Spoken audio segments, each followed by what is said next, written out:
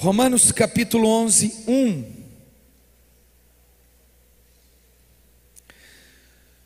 Irmãos, nós falaremos sobre o conserto e o consolo de Deus sobre a nossa vida. Um momento muito específico na história da narrativa bíblica paulina, escrevendo o maior tratado teológico do Novo Testamento, a carta aos Romanos. Paulo estabelece os fundamentos da sã doutrina por meio de uma das principais doutrinas bíblicas, a doutrina da graça, a doutrina da eleição. E o apóstolo Paulo precisa responder alguns pensamentos, em grande parte, dos pagãos recém-chegados ao Evangelho, e diante da face do próprio judaísmo, que ainda permanecia de maneira presunçosa. A igreja de Roma, a quem Paulo escreve, não Paulo que plantou esta igreja, mas ele ouve falar da fé dos irmãos em Roma, Romanos capítulo 1. O desejo de Paulo era compartilhar dons, talentos, orar com os irmãos, mas ele escreve a carta, ou o maior tratado teológico, com 16 capítulos, chega agora no capítulo 11 para falar sobre os remanescentes de Israel, a partir de uma eleição, de uma escolha soberana, em que Deus permite um parcial endurecimento do coração dos judeus, para suscitar ciúmes diante deles, para atrair os gentios e depois salvar alguns gentios, isso exclusivamente pela obra de Cristo Jesus. Então Paulo diz assim: se de um lado existe uma tradição que fortalecia o orgulho por guardar a lei, por preservar o sábado, por usar o quipá, manter as festas, ser filho dos patriarcas, está dentro da tradição, não os tornaria salvos. E do outro lado os gentios pensavam assim: então Deus rejeitou todo Israel. Aí Paulo, para ensinar os gentios chegada ao evangelho, nós, os gentios, ele diz: não, nem todo judeu vai ser salvo, mas também nem todo judeu vai ser rejeitado. Existe um judeu que também desfrutará da glória eterna, e não é o judeu apenas circuncidado no prepúcio, mas no coração, porque a única maneira de sermos salvos é através unicamente de Cristo Jesus, a pedra principal, o Cordeiro de Deus, Alfa e Ômega, o caminho, a verdade e a vida, o Verbo encarnado, o leão da tribo de Judá, o advogado à luz do amanhecer, o Cordeiro de Deus, reto e juiz, o conselheiro, o grandão da Galileia, ele é a luz da aurora, ele é o bom pastor, o tabernáculo é o próprio Deus em nós, e Jesus é a propiciação para que fôssemos morada, o tabernáculo de Deus. Amém? Então vamos, leitura capítulo 11 de Romanos, verso 1. Diz assim: pergunto, pois, acaso Deus rejeitou o seu povo? Aqui o apóstolo Paulo faz uma pergunta retórica. Esse texto todo ele, a perícope, repita comigo assim: perícope, esse nome chique, é para falar de todo o capítulo à parte, porque dentro do manuscrito original não tinha subdivisões, nem tema, nem título. E isso nós, na organização da canonicidade das escrituras, para facilitar, na medida que ela foi sendo traduzida, foram colocados capítulos, versículos, subtítulos, ou até mesmo subtítulos temáticos, para facilitar a perícope, o pedaço ou aquele trecho. O apóstolo Paulo faz uma pergunta retórica. Esse texto, de maneira completa, o capítulo 11 aos Romanos, é lindo porque a teologia considera o capítulo chamado de doxologia. Repita assim: doxa quer dizer glória. E logia é palavra ou estudo. Então, glória e palavra, a palavra de glória ou estudo sobre a glória. O apóstolo Paulo está fundamentando a doutrina da graça.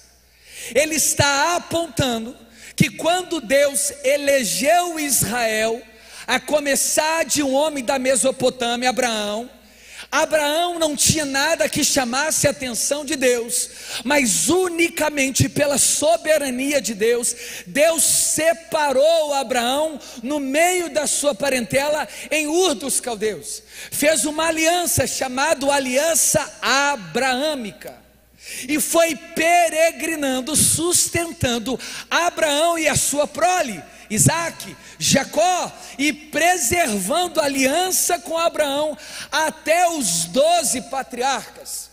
O contexto geral da historicidade bíblica progressiva é de que todo Israel, a começar de Abraão, sempre tropeçava, retrocedia. Deus levantava um profeta, corrigia a nação, eles se voltavam para o ídolos. Deus levantava um rei a pedido da nação de Israel, que Deus não queria levantar, porque Deus disse para Samuel: Samuel, eles não estão te rejeitando como juiz, eles estão rejeitando a mim como soberano. É porque eles estão vendo os caldeus com reis e eles estão desejando a mesma coisa. Eles não entenderam que eles que deveriam ditar as regras, estimular e talvez trazer o maior exemplo, mas eles estão rejeitando o meu governo. Então Deus levantou o primeiro rei da nação de Israel, chamado Saulo, para cuidar da nação de Israel, ou Saul, seu nome hebraico,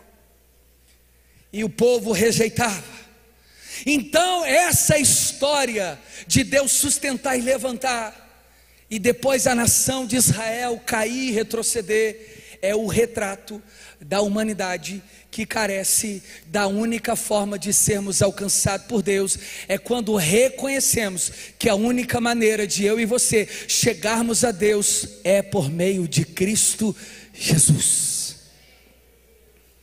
E a doxologia é quando o autor está fundamentando, escrevendo um tratado, sendo profundo em uns salmos, e de repente ele é tomado pela presença divina e começa a glorificar a Deus, devolvendo a glória a Ele. Por isso Paulo escreve Romanos, porque há um grande mistério em Deus escolher homens e mulheres. O que faz Deus chamar você para a obra, se eu e você só fazemos raiva nele? O que faz Deus insistir com você, ó rebento de Jacó? Se ele te põe de pé hoje, amanhã eu e você caímos. Ele te sustenta hoje, amanhã eu e você achamos que podemos fugir dele. Ele nos dá força, a gente escolhe viver na força do braço. Deus nos limpa, voltamos para o chiqueiro do pecado. Deus nos põe de pé, insistimos em cair. O que faz Deus te escolher, senão a soberania dele, por ele e para ele, são todas as coisas.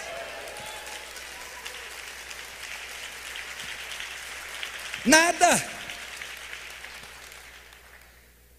A resposta nós não encontramos, mas o propósito sim. Fomos feitos para a glória de Deus. Esse é o propósito da minha e da sua existência. Não sei se eu estou tacando água no seu sonho, mas você não foi feito para casar, vai ficar para de ti. O seu propósito não é comprar um carro melhor.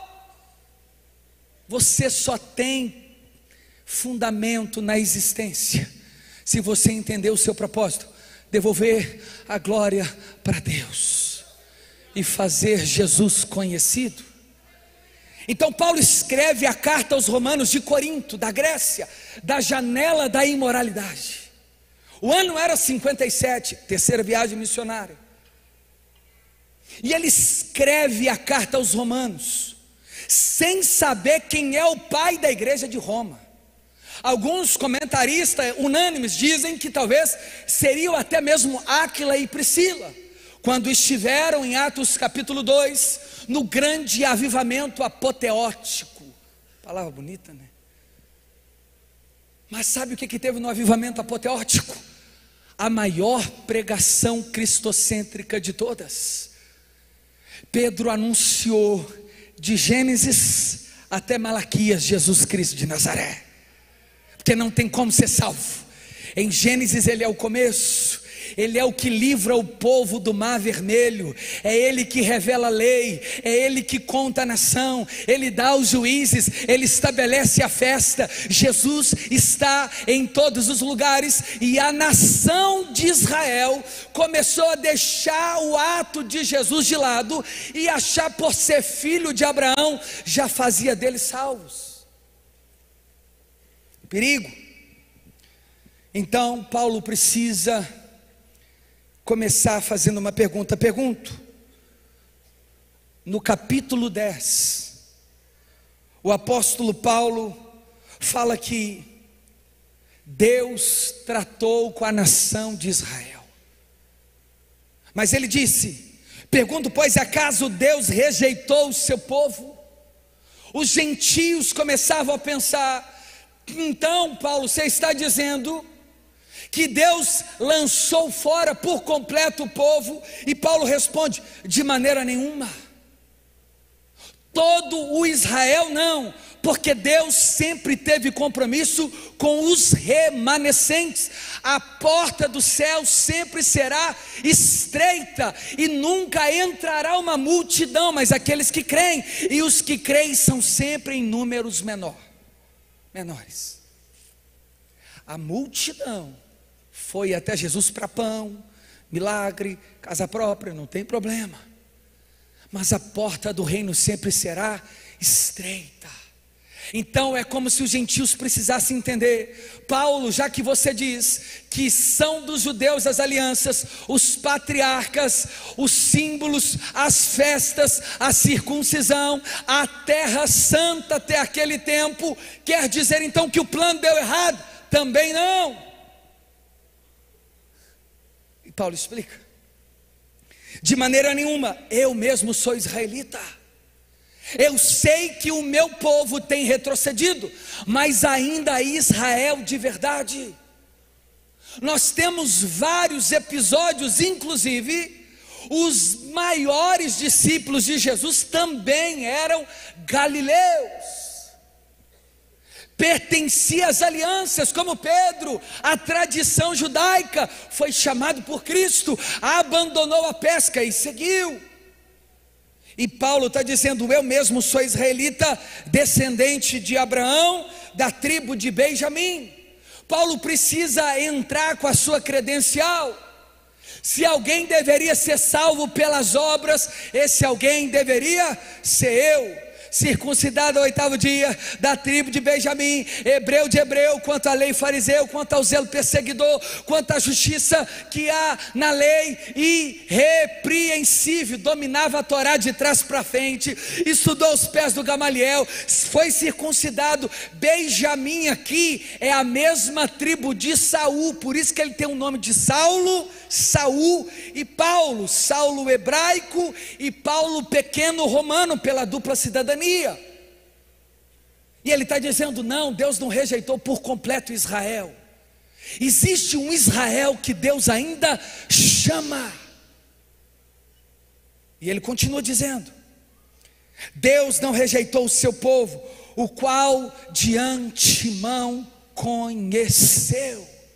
Irmãos, a primeira coisa que eu e você precisamos entender é que nada tira o controle das mãos de Deus, porque Ele é soberano, Ele conhece todas as coisas antes mesmo delas terem sido criadas. Ele é o autor da fé, o consumador da fé, Ele é o primeiro e último, alfa e ômega, Senhor de tudo. Ele é o único que pode fazer e desfazer o que fez, abrir porta onde não tem parede. Por isso Ele nos conhece antes mesmo do nosso nascimento. Ele já havia nos designado, nos dado um destino para glorificarmos a Ele, quer você queira ou não. O tempo pode passar, você pode ferir, mas uma hora você entra no caminho que Deus preparou, porque quem pode resistir o braço forte do Senhor? É por isso que no meio do caos a gente se vê: Jesus, eu não sei mais viver sem o Senhor, porque não podemos resistir à graça poderosa de Deus. Você perdeu, playboy. E Deus escolhe antes do cosmo, antes de todas as coisas, é isso que Ele está dizendo. E Deus conheceu de antemão. Ou vocês não sabem como Elias clamou a Deus contra Israel, dizendo: Senhor, mataram os teus profetas e só eu sobrei. Sabe o que está acontecendo aqui? Elias havia desafiado os profetas de Baal nos altos, mas aí uma mulher chamada Jezabel mandou matar Elias urgentemente. Ele se escondeu, e aí Elias orou ao Senhor dizendo assim: Deus, só eu sobrei a prepotência de Israel, só eu sou profeta. Deus falou assim: Elias, eu separei, sem você saber, para mim 7.000 profetas. Sou eu quem escolho. Paulo está ensinando que Deus detesta presunção, orgulho, religiosidade, achar que é salvo por guardar os mantras, o mandamento apenas, sem colocar em prática, achando que filho de crente, crentinho é, filho de crente, pecador, pecador é. Precisa da graça de Deus sobre a vida, precisa do plano em Cristo Jesus de salvação, precisa confessar, crer no coração que Jesus Cristo é o único e suficiente Salvador da nossa vida. Não tem essa história: fui crente ontem, mas tem que continuar crente para validar de que você de fato é salvo. Persevera até o final. Ele está dizendo, ele separou, irmãos. Elias achava que só ele havia resistido. Israel começou a achar assim. Não, por isso que eles rejeitaram Jesus, irmãos.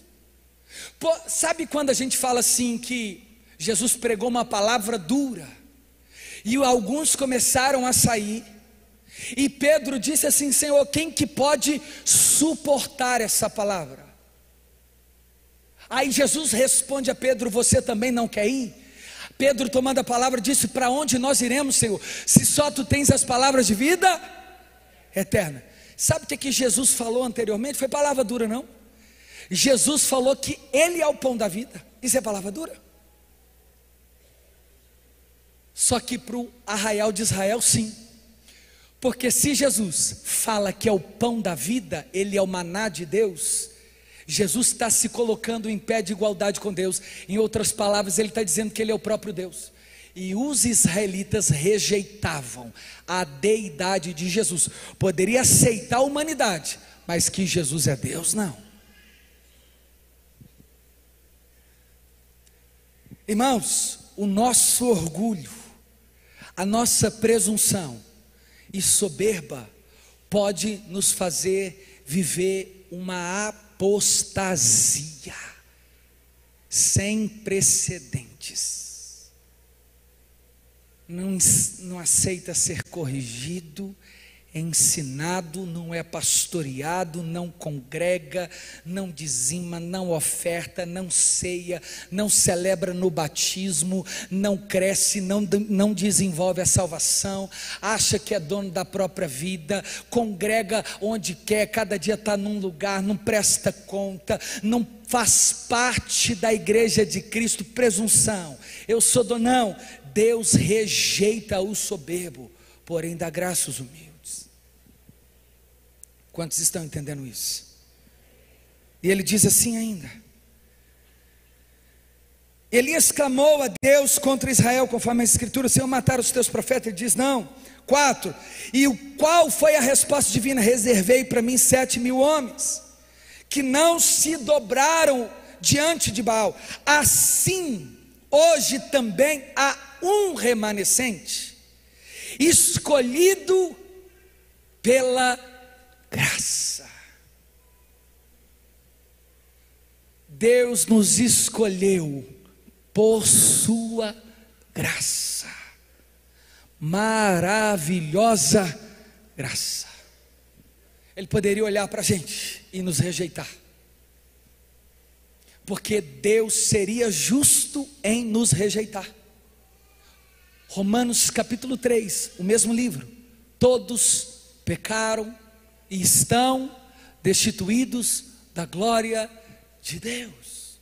O salmista escreve: não há um justo sequer, não há quem queira Deus, todos se extraviaram.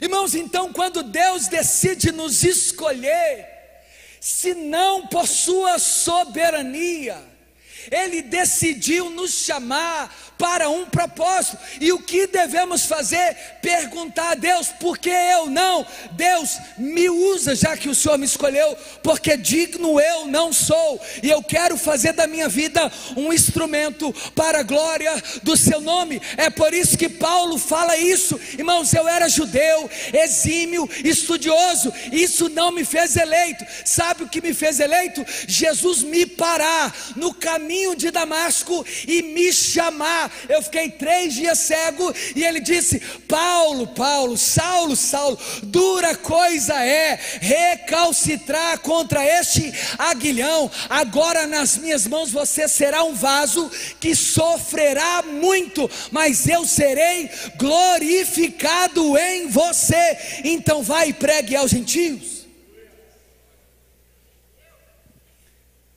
Irmãos, Deus entra na nossa história e muda nosso plano.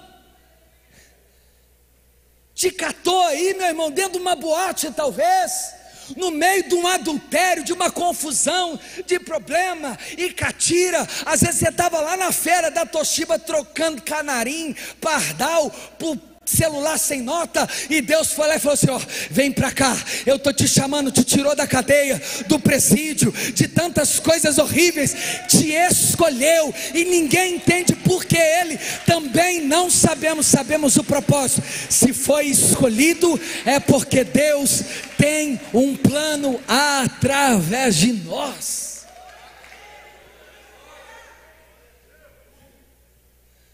Não sabemos o porquê, mas sabemos para quê? Para a glória de Deus. Deus tirou a gente aqui do jogo do bicho, eita glória. Estava no meio da sinuca. Irmãos, talvez se alguns levantassem aqui, ó, encontrava lá na marginal do anel rodoviário, naquelas maquininhas de música alta, escutando o Pablo do Arrocha, e Deus te chamou. Miséria. Te apresentou para a graça. Até mais bonitinho você está. Estava largado, os teiadinhos tudo caído, mas Deus te escolheu. Por quê? Para a glória dele. Como? Não sei, mas que Ele te escolheu, está escolhido, batido o martelo, e ninguém pode te arrebatar das mãos poderosas de Deus. Qual acusação é contra os eleitos de Deus? Se é Cristo quem te justifica, nada poderá nos separar do amor, nem altura, nem profundidade, nem passado, presente, futuro, nem nudez, nem perigo, nem fome, nem espada. Eu sou levado como ovelha muda ao matadouro todos os dias, mas em todas essas coisas, quais? Essas que eu citei, Paulo diz: eu sou em Cristo Jesus mais do que vencedor.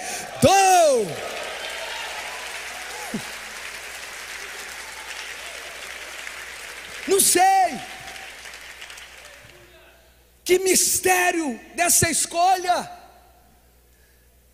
porque eu não sei, mas para que eu? Para a glória dele.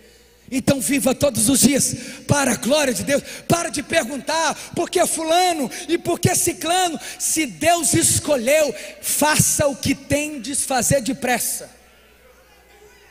Ele falou isso para Judas. Quantos estão entendendo isso aqui? Irmãos, a doutrina da graça e da eleição é uma das mais lindas. Eu não quero entrar em mérito nenhum dos debates teológicos. Meu sogro, você veio justamente hoje, hein? Deus te trouxe aqui, hein? Deus te atraiu. Um dos maiores teólogos que eu conheço, meu sogro, e minha sogra está aí. Mas hoje Deus atraiu ele aqui, predestinou ele para essa noite. Aleluia. Tinha tanto dia para ele vir, né? Irmãos, e aqui Paulo continua dizendo: quer dizer então, se é pela graça, já não é pelas obras. Sim,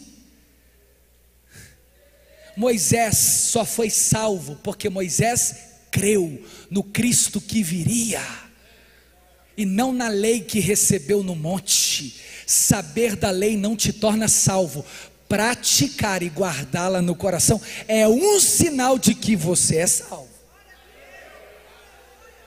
Aquele que me ama é aquele que guarda os meus. Não fomos salvos pelas boas obras, mas para as boas obras. Quem é salvo é piedoso, caridoso, hospitaleiro, generoso, equilibrado, tem domínio próprio, alegria, tem amor, mansidão, temperança, é homem nascido de novo. Jesus te pegou. Israel, então, ele diz, já não é pelas obras. Se fosse por guardar o sábado, tem gente guardando até hoje, não há problema em guardar, mas guardar para acrescentar uma vírgula da salvação, errado. Jesus cumpriu o escrito de dívida que era contra nós, porque não daríamos conta. No capítulo 10 anterior, ele disse assim: se tropeçamos em um pedacinho da lei, igual o Tiago diz, já transgredimos toda. Vocês estão entendendo isso aqui? Ele diz assim, ó: se já é pela graça, não é pelas obras. A graça já não seria graça. O que é graça? Favor e merecido. O que você merece? Inferno. E o que ele nos deu? O céu. O que a gente merece? Sentar no colo do capeta. Mas o que ele nos deu pela graça? Sentar ao lado e à direita de Cristo Jesus, o qual clamamos a Pai, porque somos co-herdeiro dele. A pergunta não é quem está no céu, a pergunta é: eu cheguei aqui? Eu merecia estar lá e estou aqui? Então glorifica a Ele por meio do seu viver, já que Ele te escolheu. Vai, meu filho, avança, desenvolve essa salvação, vai liderar, vai fazer um seminário, aprende, vai pregar, vai servir, porque Ele não te escolheria por você, mas Ele decidiu te escolher por vontade soberana. Então, Quer dizer então, Israel não conseguiu aquilo que tanto buscava, mas os eleitos o obtiveram. Porque salvação nós não buscamos, nós recebemos. Isso que dificulta. Porque você tenta subir escada, pagar promessa, fazer um tanto de coisa para alcançar.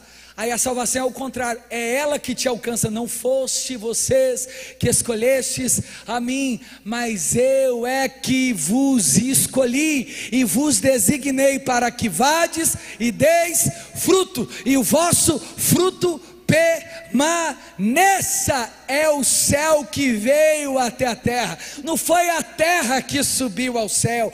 O véu se rasgou de cima para baixo, o cordeiro veio de cima, a obra é dele. Então se é dele, Paulo fala nesse capítulo, se tudo é dele, então devolva. Dele, por ele e para ele são todas as coisas. Aleluia.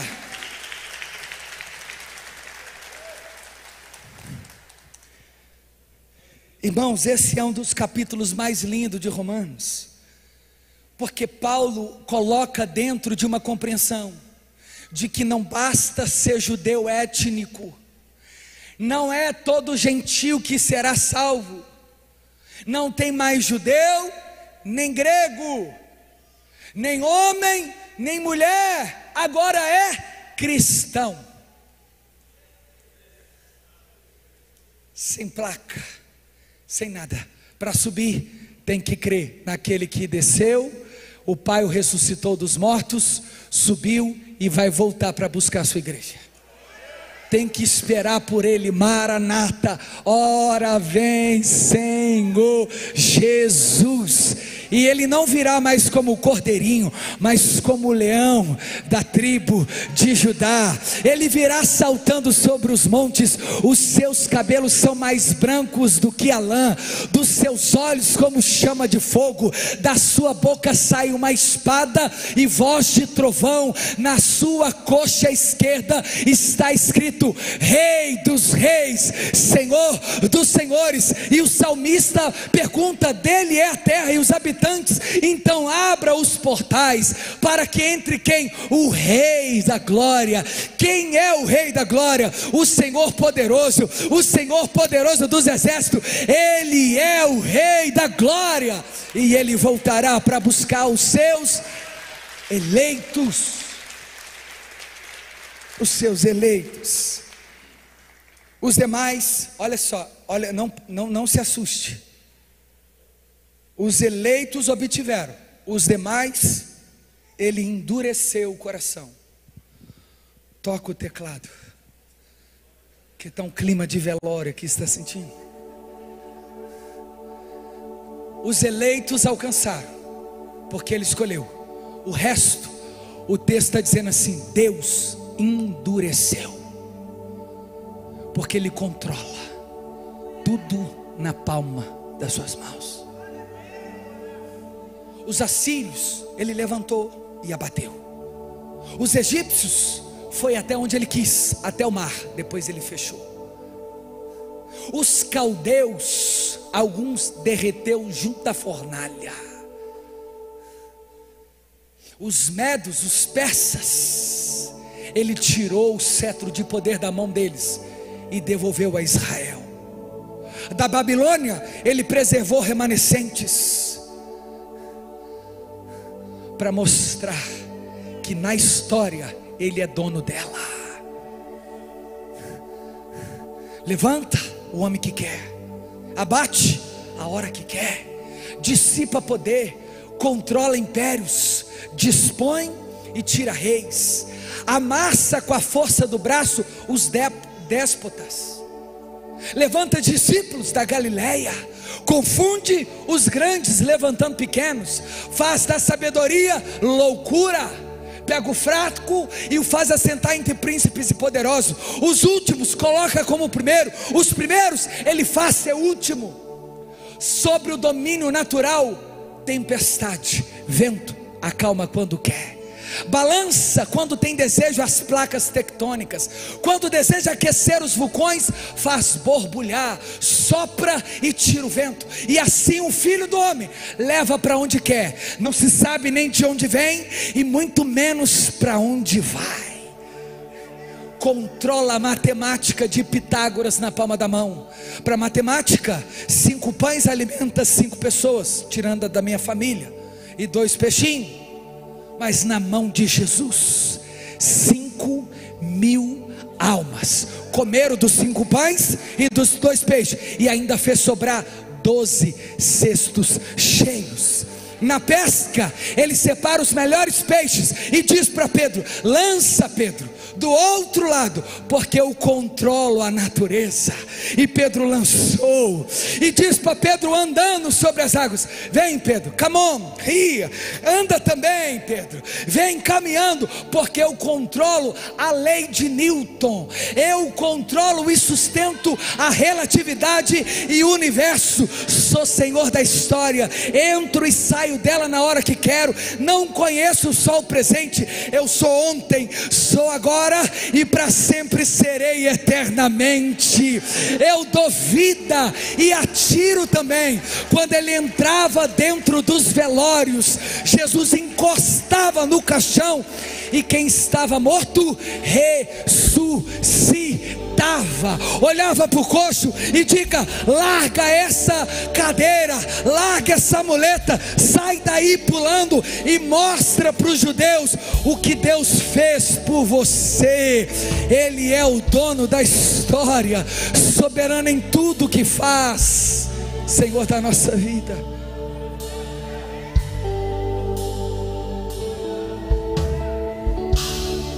Esse é Deus que escolhe sem precedente, escolhe e confunde por escolher, escolhe sem a sociedade compreender por quê, para a glória do nome dele.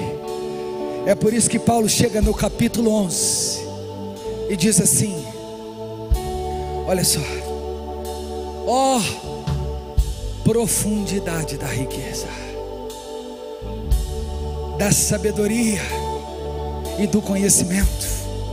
Como é profundo a gnose, conhecimento, e a sabedoria de Deus. Quão insondáveis são seus juízos. Quem que pode sondar os conselhos, as decisões, discernir a mente de Deus? Quem que pode falar: Deus faz isso e não aquilo, Deus escolhe esse e não esse? Quem é que pode determinar a Deus alguma coisa? Ele diz aqui, ó: inescrutáveis os seus caminhos. Sabe o que é isso? Não dá para saber o que Deus faz. Quem conheceu a mente do Senhor? Ou quem foi o seu conselheiro?